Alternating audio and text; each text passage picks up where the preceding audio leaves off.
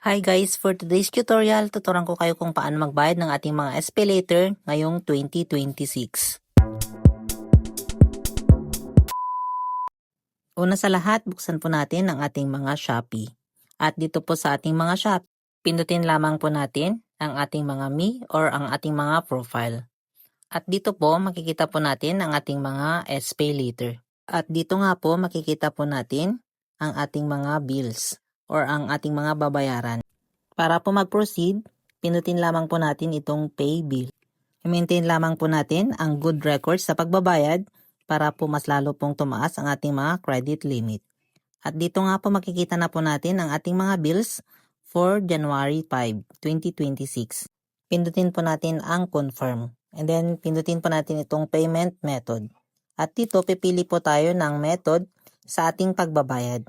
Pwede po ang Shopee Pay, Maribank, InstaPay, Payment Center, Over the Counter, at Online Banking.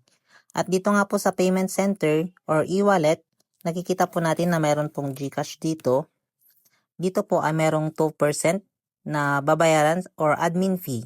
Since GCash pa rin naman po ang ating gagamitin sa pagbabayad, ay piliin lamang po natin itong InstaPay dahil dito po ay free po or walang admin fee or extra charge ang pagbabayad sa ating mga SPayLater. Ngayon ay pindutin po natin itong Pay Now.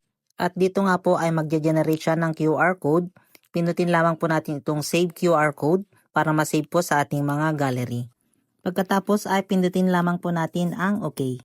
At makikita na po natin dito ang Waiting for Repayment. At ngayon naman ay mag-proceed na po tayo sa ating mga GCash account. Buksan lamang po natin ang ating mga GCash account. Make sure lamang po natin na meron po tayong sapat na balance para po makapagbayad sa ating mga SPayLater. Ngayon ay pindutin lamang po natin itong QR code scanner dito po sa gitna ng ating mga GCash account.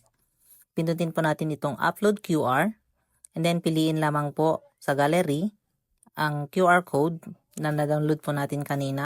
At dito nga po ay makikita po natin ang C-Money. Bale, automatic na po yan na mag-a-appear ang ating mga balance or ang ating mga babayaran sa mismong SPayLater. Ngayon ay pindutin na po natin itong pay at pagkatapos po niyan ay automatic na po na magkakaltas sa ating mga GCash account at automatic na po yan na magre-reflect sa ating mga SPayLater account. Automatic na po yan na makikita na po natin agad ang ating mga payment. Pwede na po nating screenshot or i-download itong ating resibo for reference. I-keep lamang po natin ang copy na ito. Just in case may problema po in the near future, ay pwede po natin siyang gawing reference. At ngayon ay pwede po nating i-double check kung talagang nag-reflect na po ang ating mga payment. Buksan natin ang ating mga Shopee SPayLater account at dito makikita na po natin agad na ang nakalagay ay ang ating next due date which is February 5, 2026 which is wala na yung January 5, 2026. At dito po sa transaction makikita po natin ang ating repayment na on the spot ay nag-reflect na.